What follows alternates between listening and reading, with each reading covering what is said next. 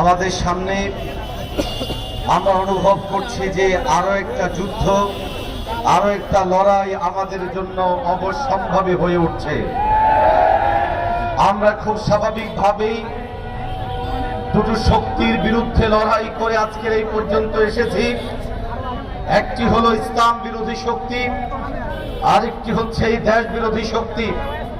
আমরা বারবার দেখেছি এই বাংলাদেশের উপর, এই বাংলাদেশের স্বাধীনতার সার্বভৌমত্বকে ছিনিয়ে নেওয়ার জন্য 56,000 বর্গ মাইলের আমাদের এই লাল সবুজ পতাকাকে ছিন্ন বিচ্ছিন্ন করার জন্য কখনো কখনো ভারতের আধিপত্যবাদীরা, আবার কখনো সাম্রাজ্যবাদী আমেরিকা বারবার আমাদের এখানে এসে থাবা দেওয়ার চেষ্টা করে।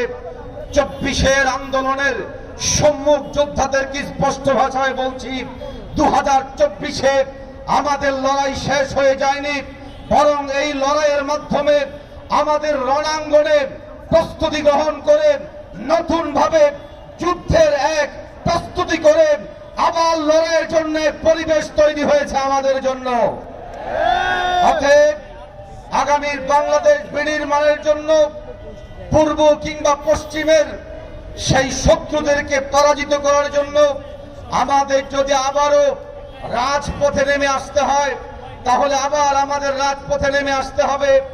সম্মানিত সহযোদ্ধা ভাইয়েরা, আমার বাম পাশে, আমার ডান পাশে 2024-এ আমাদের যেই সমস্ত যোদ্ধারা শহীদ হয়েছে তাদের নেম প্লেট আমরা দেখতে পাই, কিন্তু দুর্ভাগ্যজনক ভাবে আমরা লক্ষ্য করি আজকের মিডিয়া আমাদেরকে বারবার পাশ কাটিয়ে যাওয়ার চেষ্টা করে।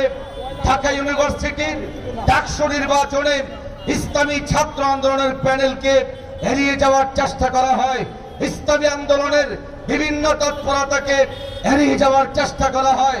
আমরা আপনাদেরকে সাথে নিয়ে আগামীর দিনে আরেকটা লড়াইয়ের প্রস্তুতি গ্রহণ করতে চাই এবং 56,000 বর্গ মাইলের 1 ইঞ্চি মাটিতে যদি ভিনদেশি কোনো শকুন কোনো আঘাত করে সেই হাত ভেঙে দেওয়ার জন্য কারা কারা প্রস্তুত, একটু হাত তোলা মনে হয়।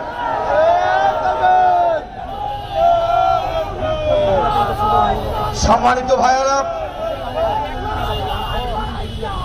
আমরা আপনাদের কাছে শুধু এতটুকু বলবো, চতুর্মুখী লড়াই আমাদেরকে পিছু হটলে চলবে না। আমাদের এই রণ যাত্রা শুরু হয়েছে 2024-এ এসে প্রাথমিক একটা ঝলক আমরা দেখিয়ে বিজয় ছিনিয়ে এনে ফেসিবাদ মুক্ত বাংলাদেশ, এই বাংলাদেশকে উপহার দিয়েছে আমাদের শহীদ ভাইয়েরা।